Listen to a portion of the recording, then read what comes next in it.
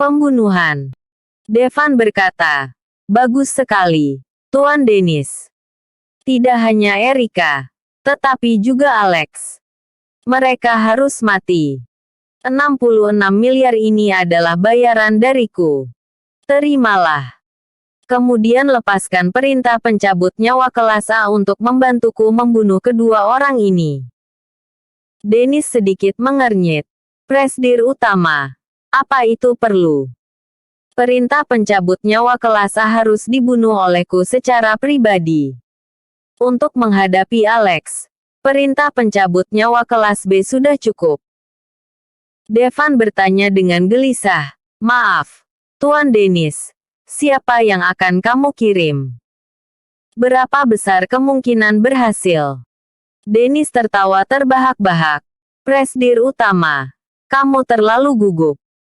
Aku akui bahwa aku telah meremehkan musuh dengan mengirim 2 pembunuh biasa terakhir kali. Kali ini, jangan khawatir. Meskipun aku tidak bisa turun tangan secara langsung, tapi aku akan menyuruh kepala instruktur kami, Pradana Seto, untuk turun tangan secara langsung. Kamu seharusnya cukup tenang, bukan?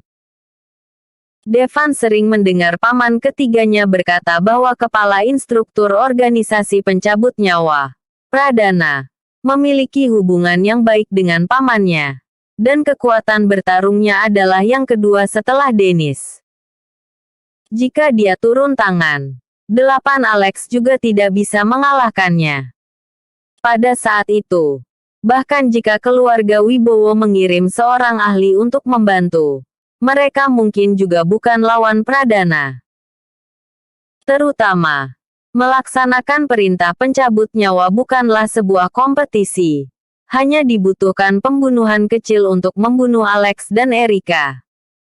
Negosiasi keluarga di restoran Akira Beck kali ini membuat Alex terkenal. Semua orang sukses di Jakarta yang hadir tidak menyangka bahwa keluarga Buana berani bertindak sejauh ini terhadap keluarga utama. Selain itu, yang memimpin perlawanan dengan keluarga utama adalah Alex yang tak lain adalah menantu tak berguna. Klaim kompensasi sebesar 64 juta membuat Devan dan ayahnya malu, dan juga hampir melepaskan julukan Alex sebagai sampah. Namun, beberapa orang malah berpikir bahwa Alex masih terlalu muda. Dia akan menerima pembalasan dari Rangga cepat atau lambat. Keluarga Wibowo dapat melindungi dia untuk sementara waktu, tetapi tidak seumur hidup. Dalam waktu singkat, keluarga Buana akan membayar harga yang besar untuk kemenangan hari ini. Pagi ini, suasana Hotel Emperor amat baik. Beberapa penjaga keamanan yang dirawat di rumah sakit juga telah kembali. Hari ini adalah hari di mana karyawan Hotel Emperor menerima gaji. Erika telah menyiapkan hadiah untuk semua staf hotel. Lebih dari 10 penjaga keamanan, 4 orang koki, 4 orang asisten dapur, 8 orang pelayan, dan asisten Erika, Clara. Semuanya telah mendengar berita sebelumnya bahwa Presdir Buana akan memberikan bonus kepada semua orang hari ini. Pertama, gaji bulan lalu dibayarkan sesuai dengan absensi kehadiran. Erika berkata, 2 hari yang lalu, hotel kita dikepung. Petugas keamanan kita bertempur dengan gagah berani, dan 5 di antaranya terluka. Aku sangat terharu dengan keberanian kalian. Oleh karena itu, aku memutuskan untuk memberi hadiah bagi karyawan yang mencintai profesi mereka. Setiap penjaga keamanan yang berpartisipasi menerima bonus sebesar 1 miliar. Setiap koki dan asisten dapur yang berpartisipasi menerima bonus 660 juta. Pelayan hotel, karena menjamin kualitas layanan tepat waktu, masing-masing juga diberi bonus 220 juta. 5 orang yang cedera masing-masing akan menerima bonus tambahan sebesar 220 juta. Melihat Erika menghabiskan begitu banyak uang, para karyawan tidak dapat mempercayainya. Presdir, apakah ini benar?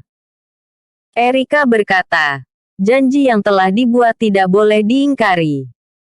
Clara, minta Departemen Keuangan untuk membagikannya sesuai dengan perintahku hari ini. Baik, Presdir. Kemudian, Erika memberikan sebuah kartu bank kepada Hengki. Kak Hengki.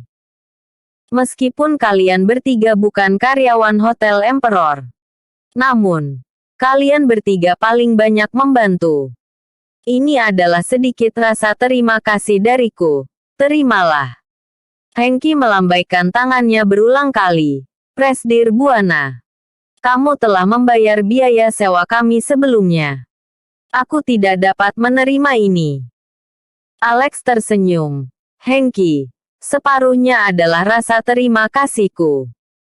Kalian bertiga juga mengalami luka ringan. Dan uang ini adalah biaya pengobatan kalian. Oleh karena itu, tidak perlu menyerahkannya pada Friska. Aku sudah memberitahunya. Dia sama sekali tidak keberatan. Mendengar bahwa Friska tidak keberatan, Hengki menerima kartu itu dengan tenang. Terima kasih Presdir Buana dan Kak Alex. Erika akhirnya berkata, oke. Sekarang semua orang kembali ke pekerjaan masing-masing. Aku harap kalian akan terus bekerja keras dan memperlakukan Hotel Emperor sebagai rumah kalian dari lubuk hati.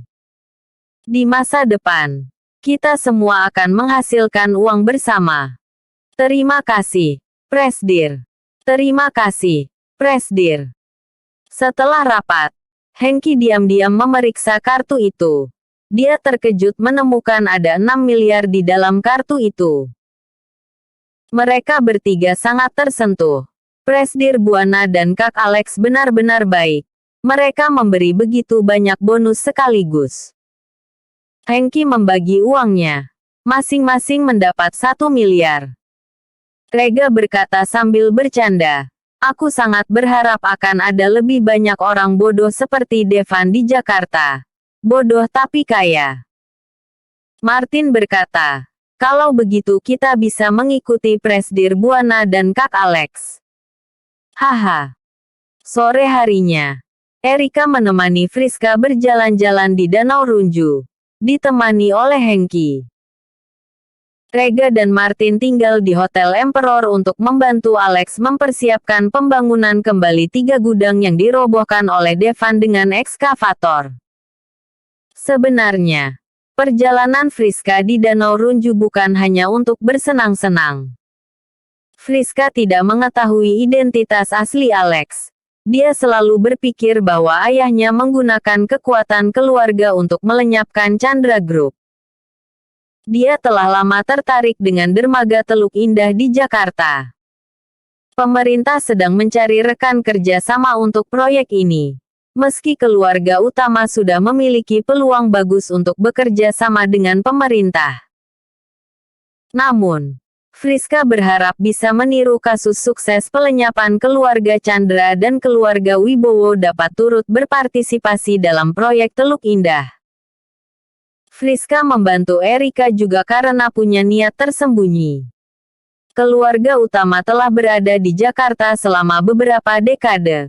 Dan Rangga sangat sulit dihadapi. Friska awalnya ingin menggunakan insiden Alex dan Devan untuk memprovokasi Rangga. Kemudian menggunakan hubungan keduanya untuk melenyapkan keluarga utama. Namun, Rangga sangat licik. Dia lebih memilih dipermalukan daripada berhadapan langsung dengan keluarga Wibowo. Tujuan utama Friska datang mengunjungi Danau Runju adalah untuk menyelidiki dermaga Teluk Indah. Jika keluarga Wibowo dapat mengambil alih dermaga Teluk Indah, maka kawasan ini perlu direncanakan ulang.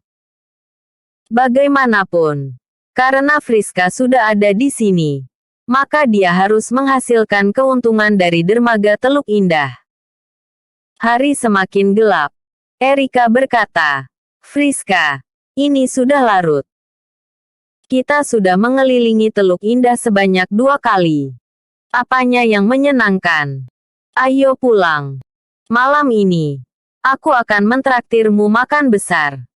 Friska tersenyum dan berkata, aku tidak ingin makan besar. Aku hanya ingin mencicipi masakan yang dipersiapkan suamimu untukmu. Aku dengar kalau keterampilan memasak Alex sangat bagus. Erika berkata, oke. Biarkan dia yang memasak malam ini. Kita berdua bisa minum. Friska berkata, Erika, meskipun kamu tidak bisa bela diri, tapi kamu hebat dalam minum. Jika benar-benar ingin bertanding, aku mungkin bukan lawanmu. Keduanya berbicara sambil tertawa dan pulang. Saat mendekati hutan kecil di depan, tiba-tiba suara tawa misterius datang dari dalam hutan. Friska bergidik sejenak. Ketika dia mendengar tawa itu, dia tahu bahwa dia adalah seorang ahli. Friska langsung melihat ke arah suara itu. Seorang laki-laki berwajah datar yang mengenakan jubah hitam dengan rambut panjang muncul dari seberang. Tatapan matanya sangat dingin. Apalagi rambut panjangnya menutupi separuh wajahnya. Friska bertanya, siapa kamu? Episode sebelumnya. Taruhan. Episode berikutnya. Pertarungan.